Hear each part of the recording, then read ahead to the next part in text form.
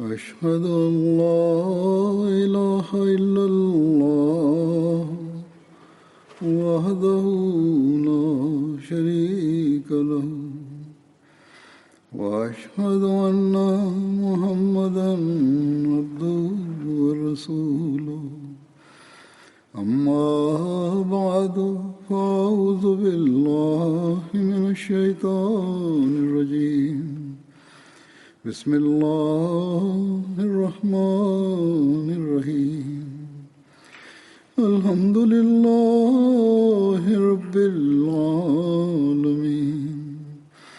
الرحمن الرحيم مالك يوم الدين إياك نعبد وإياك نستعين اهدنا الصراط المستقيم صراط الذين أنعمت عليهم غير المغضوب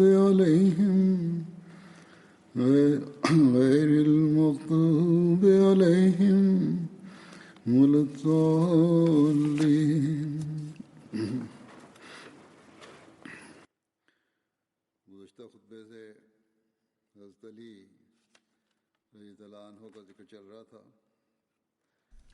كان الحديث عن سيدنا علي رضي الله عنه جاريا في الخطبة الماضية، وسأواصل اليوم أيضا.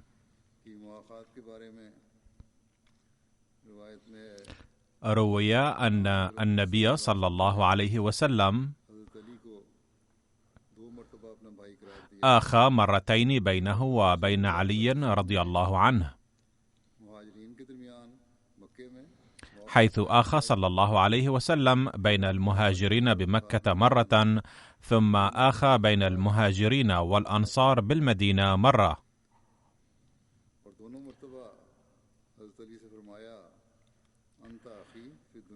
وفي كل مناسبة قال لعلي: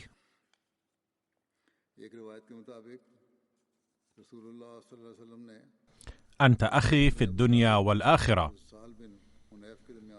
وفي رواية أن رسول الله صلى الله عليه وسلم آخى بين علي بن أبي طالب وسهل بن حنيف رضي الله عنهما.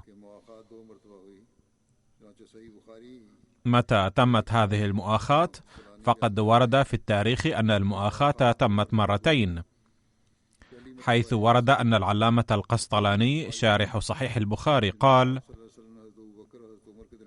تمت المؤاخاة مرتين، فأولا آخى النبي صلى الله عليه وسلم بين المهاجرين في مكة، حيث آخى بين أبي بكر وعمر، وبين عثمان وعبد الرحمن بن عوف، وبين الزبير وعبد الله بن مسعود، وبينه صلى الله عليه وسلم وبين علي.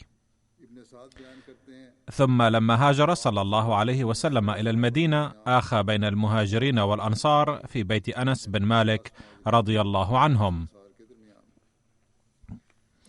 قال ابن سعد: آخى النبي صلى الله عليه وسلم بين 100 صحابي، أي بين 50 من المهاجرين و50 من الأنصار.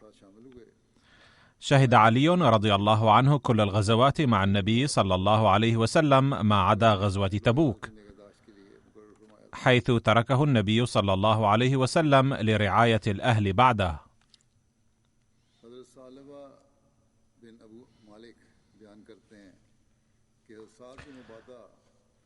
وقال ثعلبة بن أبي مالك: كان سعد بن عبادة يحمل اللواء بأمر النبي صلى الله عليه وسلم في كل موطن، ولكن عند نشوب الحرب كان علي بن أبي طالب يأخذ اللواء منه.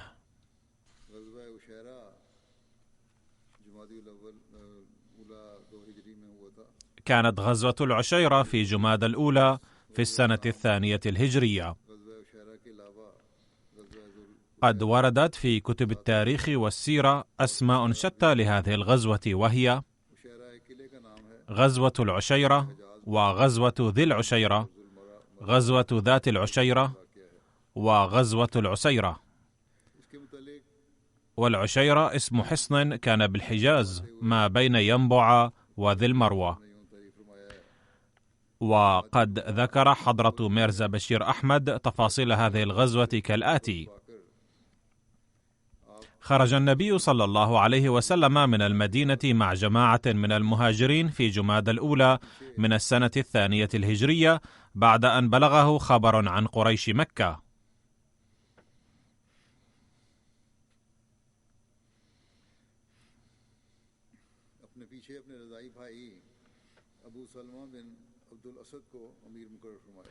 وأمر على المدينة أخاه من الرضاعة أبا سلمة بن عبد الأسد. وبعد أن استدار كثيرا يمينا وشمالا، وصل إلى مكان يسمى العشيرة في منطقة ينبع قريبا من الساحل، ولم يحدث أي اشتباك مع قريش عندها، ولكن النبي صلى الله عليه وسلم عقد معاهدة مع بني مدلج ثم رجع. وشهد علي رضي الله عنه هذه الغزوة. وهناك رواية في مسند أحمد بن حنبل بهذا الشأن، وهي عن عمار بن ياسر قال: كنت أنا وعلي رفيقين في غزوة ذات العشيرة، فلما نزلها رسول الله صلى الله عليه وسلم وأقام بها، رأينا أناسا من بني مدلج يعملون في عين لهم في نخل، فقال لي علي: يا أبا اليقظان، هل لك أن تأتي هؤلاء فننظر كيف يعملون؟ فجئناهم فنظرنا إلى عملهم ساعة ثم غشينا النوم، فانطلقت أنا وعلي فاضطجعنا في صور من النخل في دقعاء من التراب فنمنا، فوالله ما أهبنا إلا رسول الله صلى الله عليه وسلم يحركنا برجله وقد تتربنا من تلك الدقعاء. فيومئذ قال رسول الله صلى الله عليه وسلم لعلي: يا أبا تراب، لما يرى عليه من التراب؟ في الخطبة الماضية أيضا كان الحديث عن سبب كنية سيدنا علي رضي الله عنه أبو تراب، حيث ذكرت أنه رضي الله عنه كان نائما في المسجد فترب جسده، فناداه النبي صلى الله عليه وسلم: يا أبا تراب، فصار يسمى منذ ذلك الوقت أبا تراب. فربما سماه النبي صلى الله عليه وسلم أبا تراب في هذه المناسبة الأخيرة، أو أنه ناداه بذلك في المناسبتين، لكن يبدو أنه كان يسمى أبا تراب منذ المناسبة الأولى. على كل حال، قال النبي صلى الله عليه وسلم لهما: ألا أحدثكما بأشقى الناس رجلين؟ قلنا: بلى يا رسول الله. قال: أحيمر ثمود الذي عقر الناقة، والذي يضربك يا علي على هذه، يعني قرنه، حتى تبل منه هذه، يعني لحيته. ووقعت غزوة صفوان، غزوة بدر الأولى، في جمادى الأخرى في السنة الهجرية 2. وكتب حضرة ميرزا بشير أحمد في تفاصيلها كالآتي: لم تمضي 10 أيام على قفول النبي صلى الله عليه وسلم من غزوة العشيرة إلى المدينة، حتى قام أحد زعماء مكة كزر بن جابر الفهري مع كتيبة من قريش بغارة ماكرة على حمى لأهل المدينة يقع على مسافة 3 أميال منها، وساق إبل المسلمين وغيرها، فما إن بلغ ذلك النبي صلى الله عليه وسلم حتى أمر زيد بن حارثة على المدينة، وخرج مع جماعة من المهاجرين على أثر المغيرين، وطاردهم حتى صفوان، وهو مكان بالقرب من بدر، ولكنهم انفلتوا. وتسمى هذه الغزوة غزوة بدر الأولى أيضا. في هذه الغزوة أعطى النبي صلى الله عليه وسلم عليا رضي الله عنه راية بيضاء، وقعت غزوة بدر في السنة 2 الهجرية الموافقة ل623 الميلادية في شهر مارس، وقد جاء ذكر علي رضي الله عنه بشأنها كالآتي: بعث النبي صلى الله عليه وسلم عليا والزبير وسعد بن أبي وقاص وبسبس بن عمرو رضي الله عنهم إلى عين بدر لاستطلاع أخبار المشركين، فوجدوا نفرا من قريش يسقون أنعامهم من مائها، فألقوا القبض على هؤلاء المشركين وأتوا بهم إلى النبي صلى الله عليه وسلم. فلما جاء الفريقان وجها لوجه في غزوة بدر، خرج للمبارزة ابن ربيعة، شيبة وعتبة ووليد بن عتبة، فتصدى لهم 3 من الأنصار وهم معاذ ومعوذ وعوف أبناء عفراء. ولكن رسول الله صلى الله عليه وسلم كره أن يخرج الأنصار لمواجهة المشركين عند أول اشتباك بين المسلمين والمشركين، بل فضل صلى الله عليه وسلم أن تظهر شوكة المسلمين بواسطة أولاد عمه وعشيرته. فأمر صلى الله عليه وسلم هؤلاء الأنصار 3 فرجعوا إلى مكانهم في صفوف المسلمين بعد أن أثنى عليهم النبي صلى الله عليه وسلم.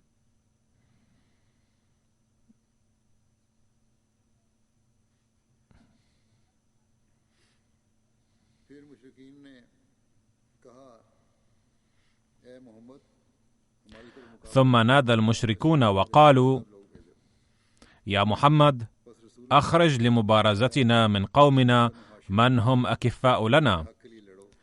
فقال النبي صلى الله عليه وسلم: يا بني هاشم، انبروا ودافعوا عن الحق الذي بعث الله به نبيكم، ما دام هؤلاء القوم قد خرجوا ليطفئوا نور الله بباطلهم.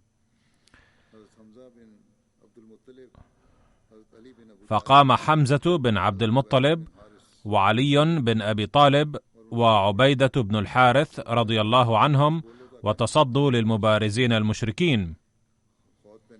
فقال لهم عتبة: تكلموا حتى أعرف من أنتم. كانت وجوههم لا ترى إذ كانوا يلبسون الخوذ. فقال حمزة رضي الله عنه: أنا حمزة بن عبد المطلب، أسد الله ورسوله صلى الله عليه وسلم. فقال عتبة: نعم القرن، وأنا أسد الحلفاء. ومن هذان الاثنان معك؟ قال حمزة: هما علي بن أبي طالب وعبيدة بن الحارث.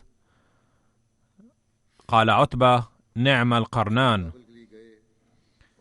ثم قال عتبة لابنه: اخرج يا وليد. فتصدى له علي رضي الله عنه، فتضاربا وقتله علي رضي الله عنه. ثم قام عتبة فتصدى له حمزة رضي الله عنه، وتضاربا حتى قتله حمزة رضي الله عنه.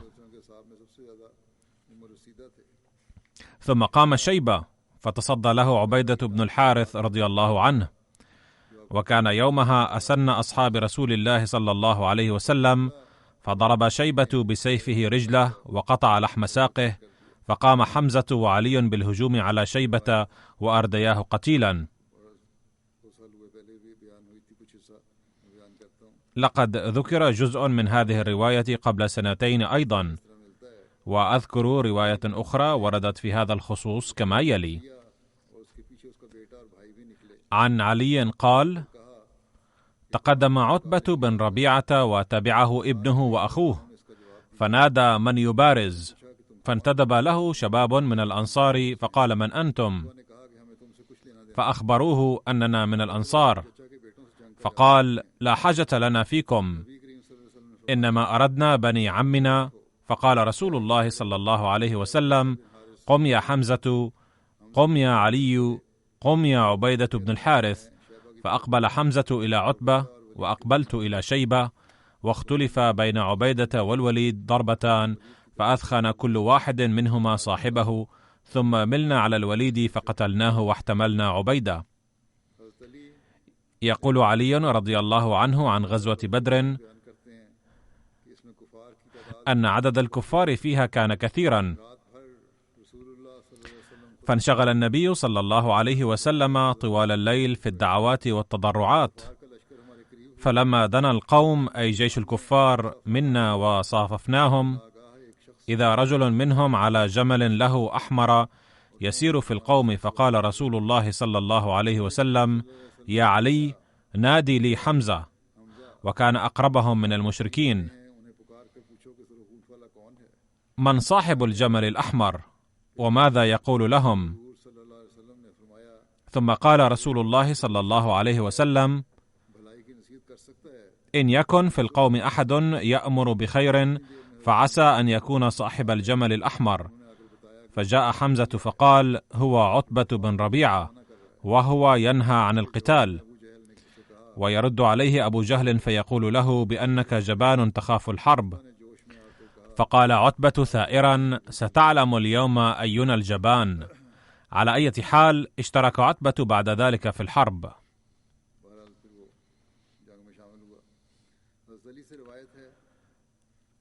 عن علي رضي الله عنه قال: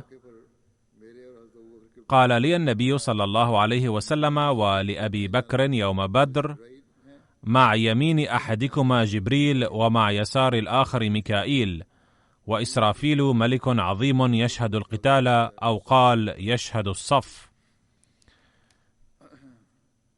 يقول ميرزا بشير أحمد وهو يذكر أحداث غزوة بدر عن علي قال: كنت أقاتل شيئا من قتال، فأتذكر النبي صلى الله عليه وسلم، فآتي مسرعا إلى عريشه، وكلما جئته وجدته ساجدا وهو يتضرع، وسمعت الكلمات الآتية على لسانه: يا حي يا قيوم، يا حي يا قيوم. وكان أبو بكر رضي الله عنه يقلق لحالته صلى الله عليه وسلم ويقول بشكل عفوي: فداك أبي وأمي يا رسول الله صلى الله عليه وسلم، لا تقلق، لينجزن الله تعالى لك ما وعدك. مع ذلك ظل النبي صلى الله عليه وسلم منشغلا بالدعاء، وكان صلى الله عليه وسلم قلقا لأن وعود الله تعالى أيضا تكون مشروطة أحيانا. لقد تزوجت فاطمة في العام 2 الهجري. تقدم علي إلى النبي صلى الله عليه وسلم للزواج من فاطمة، فقبله النبي صلى الله عليه وسلم بكل سرور. عن أنس قال: خطب أبو بكر وعمر إلى النبي صلى الله عليه وسلم ابنته، فسكت ولم يجب أحدهما. عن علي قال: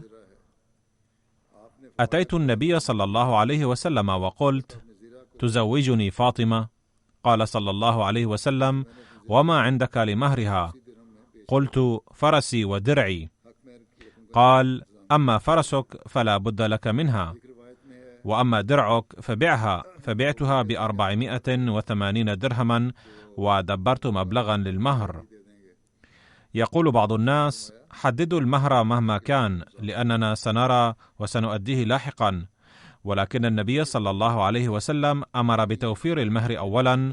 هذا يعني أنه حق فوري. ويكتب إلي بعض الناس أن النساء يطالبن بأداء المهر مع أننا نعيش معا بكل فرحة وسرور، ولكنهن مع ذلك يطالبن بالمهر. إنه حقهن، وكان ينبغي أداؤه فورا، وعند عدم أدائه تنشأ الشجارات. يقولون بأن المهر ينبغي أن يؤدى عند الطلاق أو الخلع، مع أن المهر ليس مرتبطا بالخلع والطلاق. على أي حال، وفق إحدى الروايات، باع علي درعه لعثمان رضي الله عنهما، فأدى له ثمنه ثم رد عليه درعه أيضا. يقول علي رضي الله عنه: فأتيت النبي صلى الله عليه وسلم بتلك الدراهم، فوضعتها في حجره، فقبض منها قبضة فقال: يا بلال، أبغنا بها طيبا. وأمر بعض الناس أن يجهزوها، فجعل لها سرير ووسادة من أدم حشوها ليف. في رواية أن النبي صلى الله عليه وسلم قال عند تزويج فاطمة من علي: إن الله تعالى أمرني به. بعد أن ودع النبي صلى الله عليه وسلم فاطمة قال لعلي: إذا أتتك فلا تحدث شيئا حتى آتيك. فجاءت فاطمة مع أم أيمن فقعدت في جانب البيت وأنا في جانب، فجاء النبي صلى الله عليه وسلم فقال: أها هنا أخي؟ فقالت أم أيمن: أخوك وقد زوجته ابنتك؟ فقال: نعم، لأنه لم يكن علي أخا حقيقيا للنبي صلى الله عليه وسلم، وكان بالإمكان أن يتزوج مثل هذا الأخ من بنت أخيه غير الحقيقي. فدخل النبي صلى الله عليه وسلم وقال لفاطمة: ائتني بماء، فقامت إلى قدح في البيت فجعلت فيه ماء، فأتته به فأخذ منه بفيه فمج فيه، ثم قال لها: قومي، فقامت وتقدمت نحوه فنضح عليها، ثم قال: اللهم إني أعيذها بك وذريتها من الشيطان الرجيم. ثم قال لها: أدبري، فأدبرت فصب بين كتفيها، ثم قال لعلي: ادخل بأهلك بسم الله والبركة. ثم هناك رواية أخرى عن علي رضي الله عنه قال: دعا النبي صلى الله عليه وسلم بماء فتوضأ منه، ثم أنضحه على علي وفاطمة رضي الله عنهما، وقال: اللهم بارك فيهما وبارك عليهما وبارك لهما وبارك في شملهما. عن عائشة وأم سلمة رضي الله عنهما قالتا: أمرنا رسول الله صلى الله عليه وسلم أن نجهز فاطمة حتى ندخلها على علي، فعمدنا إلى البيت ففرشناه ترابا لينا من أعراض البطحاء، ثم حشونا مرفقتين ليفا فنفشناه بأيدينا، ثم أطعمنا تمرا وزبيبا وسقينا ماء عذبا، وعمدنا إلى عود فعرضناه في جانب البيت ليلقى عليه الثوب ويعلق عليه السقاء، فما رأينا عرسا أحسن من عرس فاطمة. وكان الطعام الوليمة من التمر والشعير والأقط والحيس، والحيس طعام يجهز من التمر والأقط بالسمن. عن أسماء بنت عميس قالت: ما رأينا في ذلك الوقت وليمة أحسن من وليمة فاطمة. وورد في سيرة خاتم النبيين تفصيل عن زواج فاطمة من علي رضي الله عنهما، فمما ورد فيه: كانت فاطمة أصغر أولاد النبي صلى الله عليه وسلم من السيدة خديجة، وكان النبي صلى الله عليه وسلم يحب فاطمة أكثر من جميع أولاده، وكانت هي بسبب ميزاتها وصفاتها الذاتية أهلا لهذا الحب الزائد أكثر من الجميع. كان عمرها 15 سنة تقريبا وبدأت تخطب، إذ خطبها أولا سيدنا أبو بكر رضي الله عنه، لكن رسول الله صلى الله عليه وسلم اعتذر، ثم خطبها سيدنا عمر رضي الله عنه فرفض طلبه أيضا. وبعد ذلك أحس كلا الصالحين أن رسول الله صلى الله عليه وسلم يريد أن يزوجها عليا، فحثاه على أن يطلب من النبي صلى الله عليه وسلم يد فاطمة رضي الله عنها. وعلي الذي كان غالبا يريد ذلك سلفا لكنه كان صامتا استحياء، جاء إلى النبي صلى الله عليه وسلم فورا وقدم طلبه. وفي الطرف الآخر كان النبي صلى الله عليه وسلم قد تلقى إشارة في الوحي أن يزوج فاطمة عليا رضي الله عنهما، فلما قدم علي رضي الله عنه طلبه قال له النبي صلى الله عليه وسلم: لقد تلقيت الإشارة إلى ذلك من الله من قبل. ثم سأل صلى الله عليه وسلم السيدة فاطمة فصمتت حياء، وكان ذلك أسلوبا لإظهار الموافقة. فجمع النبي صلى الله عليه وسلم جماعة من الأنصار والمهاجرين، فأعلن قران فاطمة بعلي رضي الله عنهما، وكان ذلك في بداية السنة 2 من الهجرة أو وسطها. ثم بعد معركة بدر تم العرس في ذي الحجة من السنة 2 غالبا، حيث نادى النبي صلى الله عليه وسلم عليا وسأله: هل عندك شيء للمهر؟ وقصة البستان التي ذكرتها في الخطبة الماضية سابقة على قصة العرس هذه، وكنت صحيحا فيما قلت. فقال علي رضي الله عنه: يا سيدي، ليس عندي شيء. فقال له النبي صلى الله عليه وسلم: أين الدرع الذي أعطيتك من مغانم بدر؟ فقال علي: هو عندي. فقال له النبي صلى الله عليه وسلم: ائتي به. فباعه ب480 درهما، فهيأ النبي صلى الله عليه وسلم من هذا المبلغ نفقات العرس. أما جهاز العرس الذي قدمه النبي صلى الله عليه وسلم لفاطمة فكان يحتوي على رداء وفراش من أدم حشوه ليف وجرة، وفي رواية ذكرت الراحة أيضا. فلما تيسرت هذه الأشياء فكر في البيت، فكان علي رضي الله عنه على أغلب الظن يقيم إلى ذلك الوقت مع النبي صلى الله عليه وسلم في حجرة من المسجد. وبعد العرس كان من الضروري أن يكون له بيت يسكن فيه مع أهله، فقال النبي صلى الله عليه وسلم لعلي رضي الله عنه أن يبحث عن بيت يقيم فيه مع أهله. فدبر علي رضي الله عنه سكنا مؤقتا، وتم عرس فاطمة رضي الله عنها.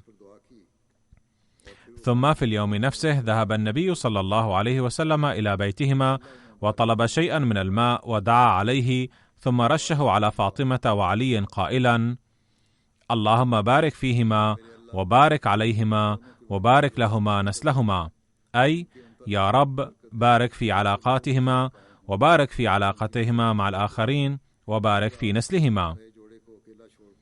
ثم ترك العروسين وعاد إلى مبيته. بعد ذلك ذات يوم حين ذهب النبي صلى الله عليه وسلم إلى بيت فاطمة، طلبت منه أن يقول لحارثة بن النعمان الأنصاري أن يخلي لهما بيتا فله بيوت كثيرة.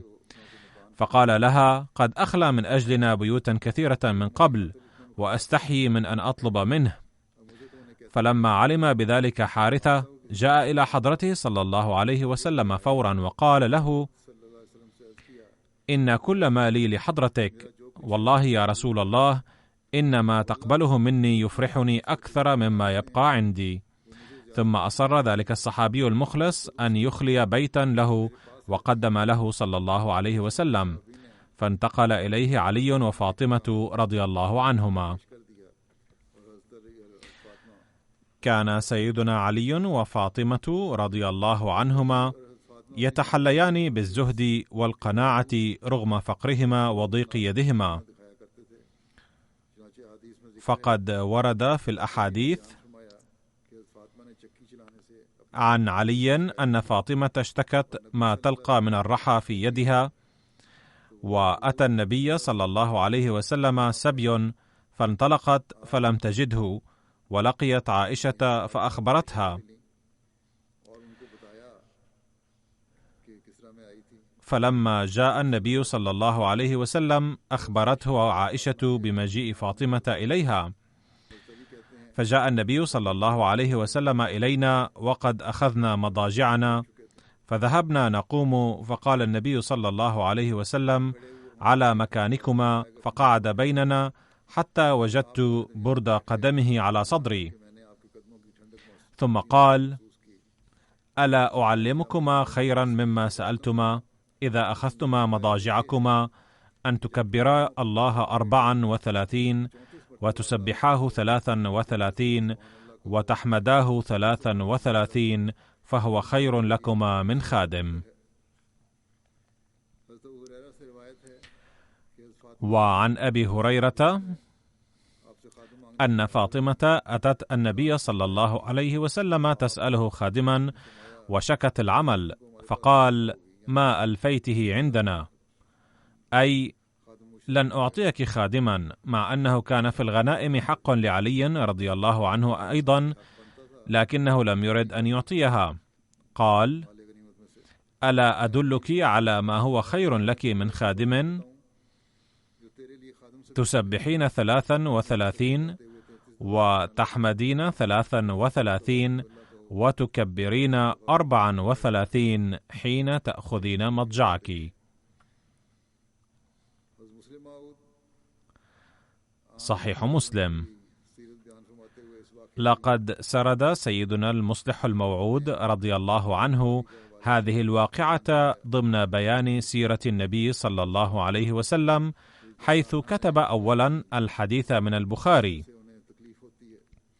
عن علي أن فاطمة عليها السلام شكت ما تلقى من أثر الرحى، فأتى النبي صلى الله عليه وسلم سبي، فانطلقت فلم تجده، فوجدت عائشة فأخبرتها، فلما جاء النبي صلى الله عليه وسلم أخبرته عائشة بمجيء فاطمة، فجاء النبي صلى الله عليه وسلم إلينا وقد أخذنا مضاجعنا، فذهبت لأقوم، فقال: على مكانكما، فقعد بيننا حتى وجدت برد قدميه على صدري، وقال: ألا أعلمكما خيرا مما سألتماني؟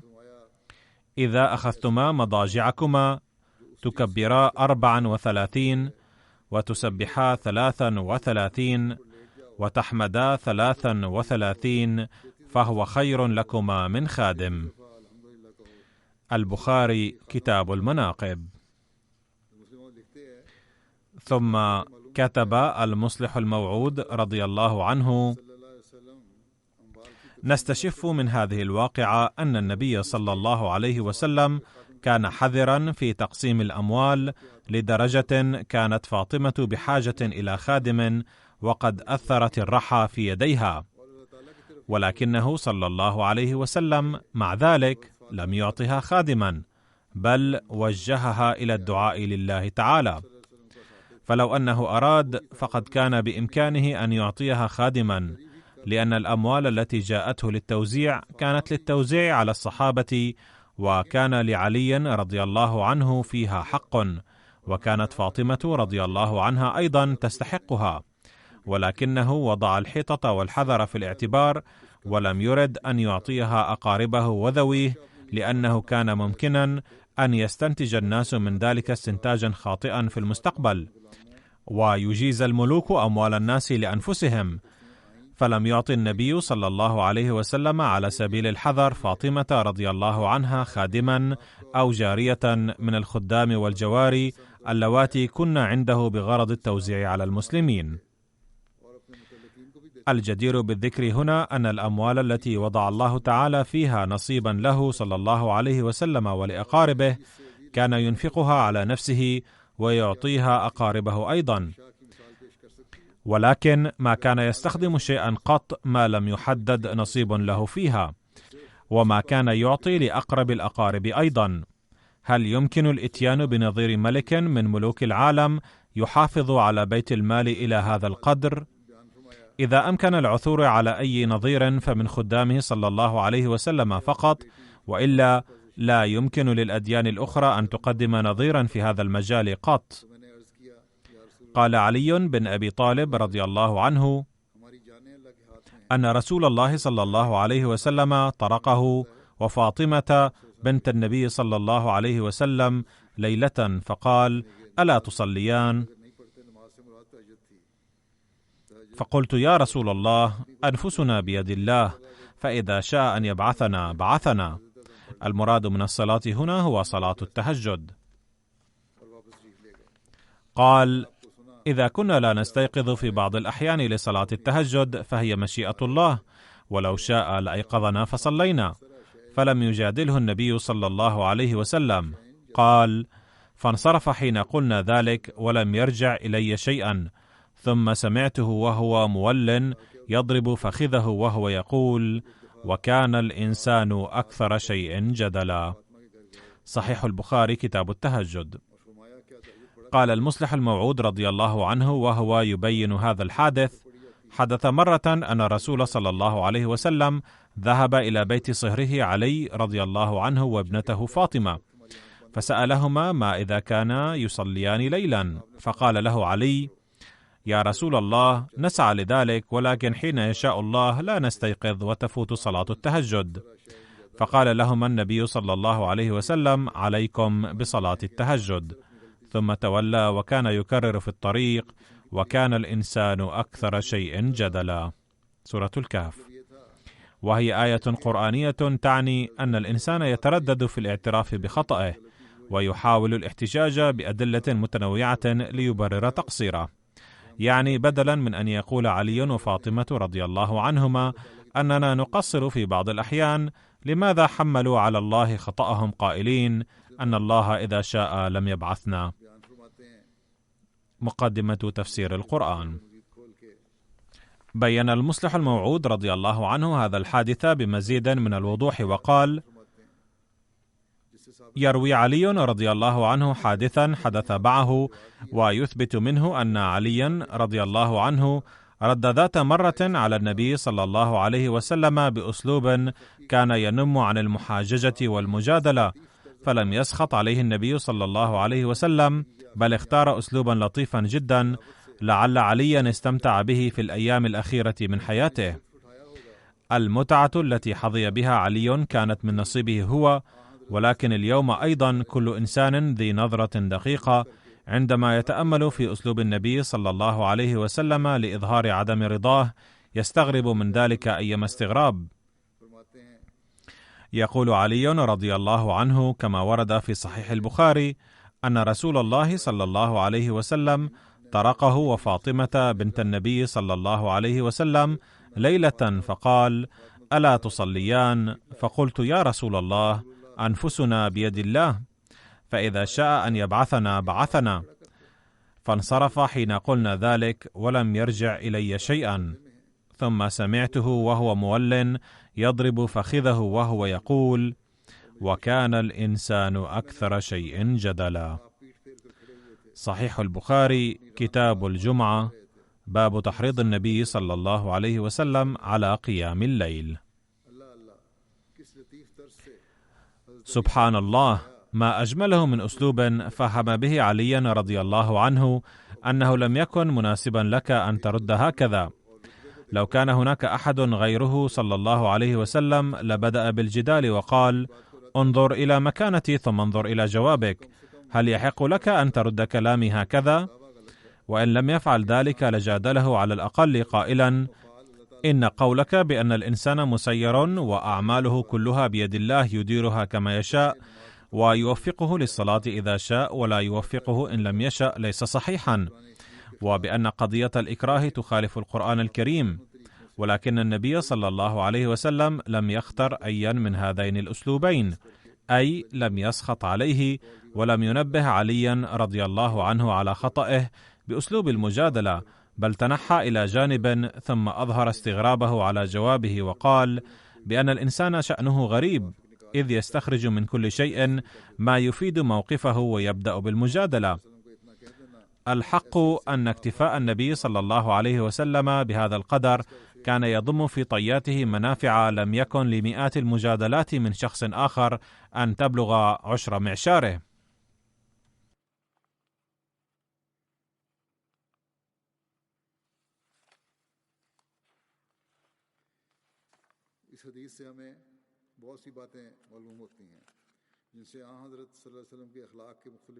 نتعلم من هذا الحديث أمورا كثيرة تظهر جوانب مختلفة لأخلاق النبي صلى الله عليه وسلم، ومن المناسب ذكرها هنا.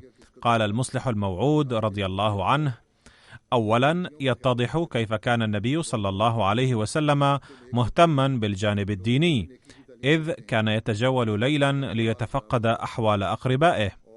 هناك أناس كثيرون يكونون صالحين بأنفسهم وينصحون الآخرين أيضا بالتقوى، ولكن حالة بيتهم تكون سيئة ولا يقدرون على أن يصلحوا أهل بيتهم. هناك مثل يعبر عن حالة هؤلاء الناس يقول ما معناه: تحت السراج ظلام، أي أن السراج ينور ما حوله ولكن يبقى ما تحته مظلما. كذلك إن هؤلاء الناس ينصحون الآخرين ولا يفكرون ببيتهم إن كانوا يستفيدون من نورهم أم لا، ولكن النبي صلى الله عليه وسلم كان كثير الانتباه إلى تنوير أقاربه بنوره الذي كان يريد أن ينور به العالم، فكان يهتم بذلك ويتفقد حالة أقاربه ويفحصهم أيضا. إن تربية الأقارب مزية سامية لو لم توجد فيه صلى الله عليه وسلم لنقص من أخلاقه شيء ثمين. الأمر الثاني الذي يتبين هنا هو أنه صلى الله عليه وسلم كان لديه يقين كامل بتعليم كان يقدمه للعالم، ولم يشك فيه ولو للحظة واحدة.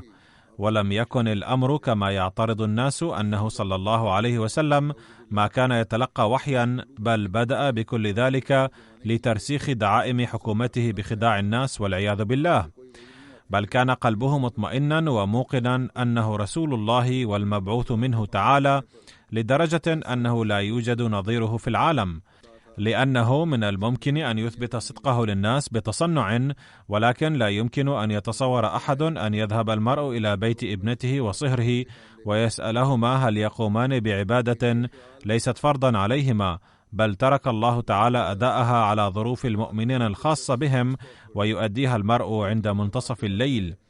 فذهاب النبي صلى الله عليه وسلم في هذا الوقت وترغيبه ابنته وصهره في صلاة التهجد يدل على يقينه الكامل بصدق تعليم كان يريد من الناس أن يعملوا به، وإلا فالمفتري الذي يعلم أن العمل بهذا التعليم وعدمه سيان لا يمكنه أن ينصح أولاده للعمل به في السر والخفاء، أي العمل به في الظاهر شيء ولكن لا يمكن أن ينصح به في وقت الخفاء، فهذا لا يمكن حدوثه إلا إذا كان قلب المرء مليئا باليقين أن الكمالات لا تنال إلا بالعمل بهذا التعليم.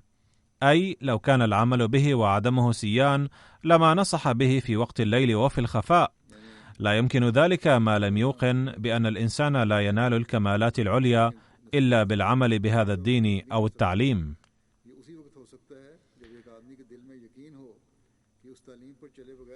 الأمر الثالث هو ما نقلت هذه الرواية لإثباته، وهو أن النبي صلى الله عليه وسلم كان ينصح دائما بهدوء كامل ويطلع الناس على خطئهم بالحب والتودد بدلا من المجادلة. ففي المناسبة قيد البحث أراد علي رضي الله عنه أن يرد عليه صلى الله عليه وسلم بالقول بأننا عندما ننام لا يكون الخيار لنا في الاستيقاظ، لأن النائم لا يسيطر على نفسه، فلا يعلم عند النوم بأنه قد حان أوان كذا وعليه أن يفعل كذا، فعندما يوفقنا الله للاستيقاظ نصلي، وإلا فلا، لأن الساعات المنبهة لم تكن متوفرة في تلك الأيام، فكان لابد أن يستغرب النبي صلى الله عليه وسلم بسماع هذا الكلام، لأن الإيمان الذي كان في قلبه صلى الله عليه وسلم ما كان يسمح له أن يغفل لدرجة ضياع صلاة التهجد.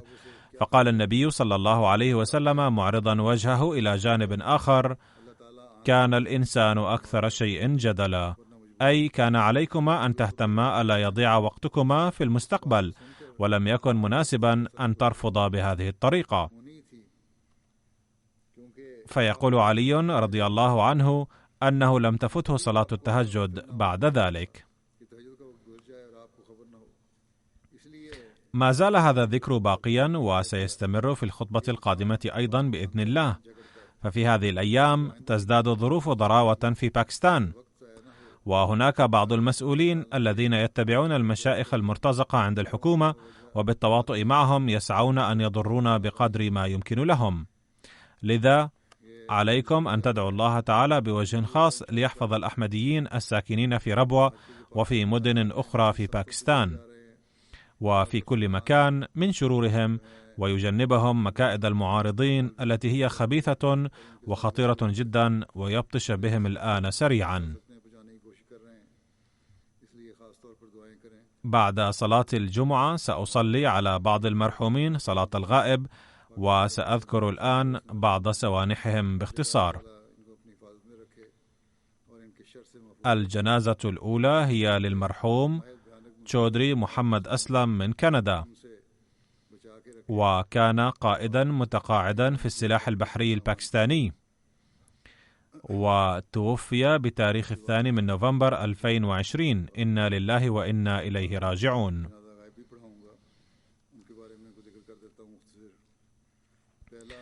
ولد المرحوم في مدينة جوجرانوالا بباكستان في عام 1929، وتخرج في المدرسة الثانوية هناك حائزا على المرتبة الأولى. ثم درس في كلية تعليم الإسلام والكلية الحكومية، ونال شهادة البكالوريا في العلوم. ثم نال شهادة البكالوريوس في العلوم في الكلية الحكومية بلاهور. ثم حاز شهادة الماجستير في الفيزياء من جامعة البنجاب تحت إشراف المرحوم الدكتور عبد السلام، واشترك في كتيبة الفرقان في عام 1948، وعين في كشمير الحرة، وأكرم بشهادة مجاهد كشمير ووسام تحرير كشمير. في عام 1955 انضم المرحوم إلى السلاح البحري الباكستاني، ووفق للخدمة على مناصب عليا، منها مدير معهد السلاح البحري، ونائب رئيس لمجلس اختيار الخدمات الداخلية في مدينة كوهات، ونائب مدير الخدمات الدراسية في مركز السلاح البحري في إسلام آباد وغيرها. كذلك وفق للقيام بدور أساسي في التخطيط لفتح المدارس والكليات في مجال التعليم في القوات البحرية، وتأسيس جامعة القوات البحرية. وبعد التقاعد من السلاح البحري الباكستاني انتقل المرحوم إلى كندا، ونذر نفسه للخدمة في مركز الجماعة في تورنتو لعام واحد. وفي عام 1995 قدم إلى سيدنا الخليفة الرابع رحمه الله طلبا لنذر الحياة بعد التقاعد، وقبله حضرته رحمه الله. إن فترة خدماته للجماعة ممتدة على مدار 28 عاما، وفي أثناء ذلك خدم بصفته سكرتيرا لممتلكات الجماعة، وسكرتيرا لمكتب الزيجات، وسكرتيرا إضافيا لمركز الجماعة، ومعاونا في مستوصف طب الهوميوباثي وغيرها. كان المرحوم متواضعا ولطيف الكلام جدا، ويعامل الجميع بالرفق واللطف. كان ملتزما بالصلاة ويحب الخلافة كثيرا.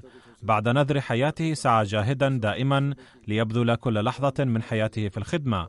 كان مريضا منذ فترة قريبة، ولكن كلما استفاق من المرض كان يأتي إلى مركز الجماعة، وظل يخدم الدين إلى آخر لحظة في حياته. ترك وراءه أرملة و3 أبناء. غفر الله للمرحوم ورحمه، وجعل حسناته مستمرة في أولاده. تقول زوجة ابنه السيدة نصرة جهان: كان المرحوم إنسانا شفوقا وصالحا جدا، وقضى فترة نذر الحياة بكل أمانة وإخلاص. كان زوجا وأبا مثاليا. كان ينصح أولاده إلى آخر لحظة في حياته أن العلاقة مع الجماعة ومع الله تعالى والالتزام بالصلاة ضروري جدا، كما التزم بنفسه بصلاة التهجد طول حياته. والجنازة الثانية هي للسيدة شاهين قمر، زوجة السيد قمر أحمد شفيق، الذي يعمل سائق سيارة في النظارة العليا بربوة.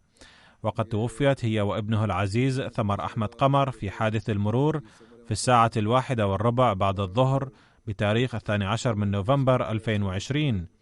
إنا لله وإنا إليه راجعون. كانت المرحومة عند وفاتها بالغة من العمر 38 عاما، وكان العزيز ثمر أحمد قمر يبلغ 17 عاما من العمر. تركت المرحومة وراءها زوجها وابنتين وابنا و3 إخوة. تقول ابنة المرحومة أن والدتي كانت امرأة صالحة جدا، وكانت تنصحني دائما بكسب الأعمال الصالحة، وكانت سباقة دائما في كسب الصالحات، وكانت تشاركني في الأمور وتخبرني بكل ما يتعلق بها، فكانت بمنزلة صديقة حميمة لي. كانت تخدم الجماعة بحب وإخلاص كبيرين، وكانت دائمة الاستعداد لخدمتها، وعلى الرغم من ثقافتها البسيطة، وهذا ما قاله زوجها أيضا، قد اعتنت بالبيت وربت الأولاد على أحسن وجه. وقد توفي العزيز ثمر أحمد قمر أيضا مع أمه في حادث المرور. كان المرحوم طالبا في السنة الأولى في كلية تعليم الإسلام، وكان نشيطا في مجال الدراسة. كان يخدم الجماعة مع أعضاء مجلس خدام الأحمدية الآخرين بكل حماس وإخلاص، وكان نشيطا جدا في الخدمة بشكل عام. كلما طلب منه زعيم خدام الأحمدية خدمة ما كان يأتي فورا، تاركا الأمور الأخرى كلها. يقول والد المرحوم: كنت في بعض الأحيان أقضي في السفر 3 أو 4 أيام متواصلة، فكان المرحوم يقول لي: يا أبتي لا تقلق بشأن البيت، سأهتم به جيدا، وما عليك إلا أن تؤدي الخدمة الموكلة إليك بسكينة وهدوء. وكان المرحوم يهتم به وبشؤون البيت فعلا، وكان شابا مسؤولا جدا. تقول العزيزة ثمرين الأخت الكبرى للمرحوم: كان أخي شابا طيبا جدا، لم يغضب قط، وإذا زجرته أحيانا لم يغضب قط.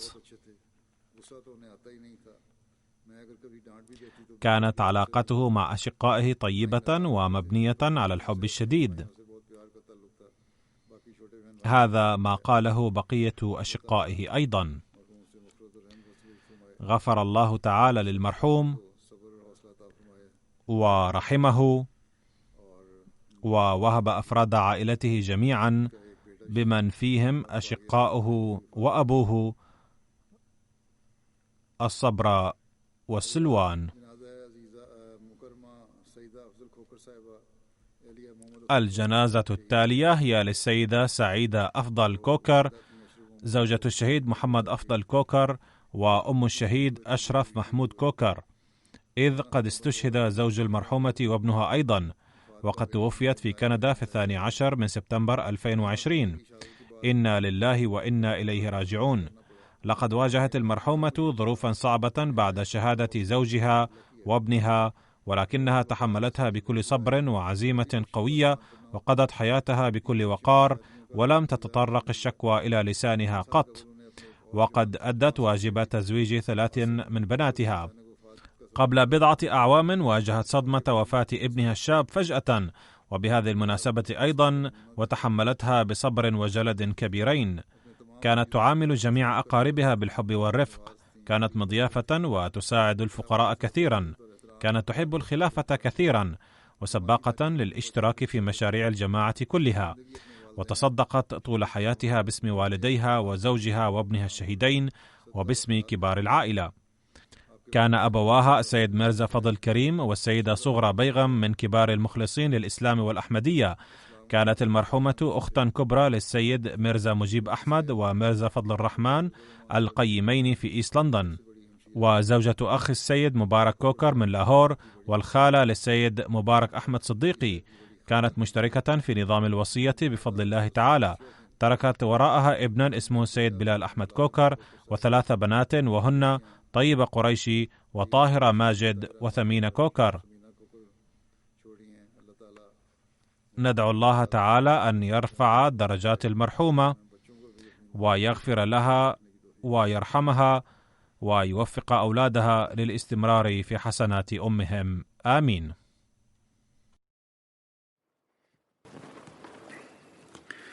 الحمد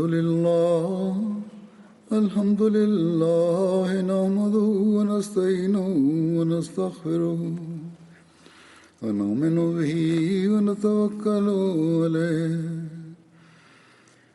ونعوذ بالله من شرور أنفسنا ومن سيئات أعمالنا. من يهده الله فلا مضل له ومن يضلله فلا هادي له. ونشهد أن لا إله إلا الله ونشهد أن محمدا عبده ورسوله. عباد الله رحمكم الله، إن الله يأمر بالعدل والإحسان وإيتاء ذي القربى وينهى عن الفحشاء والمنكر والبغي يعظكم لعلكم تذكرون اذكروا الله يذكركم وادعوه يستجب لكم ولذكر الله أكبر.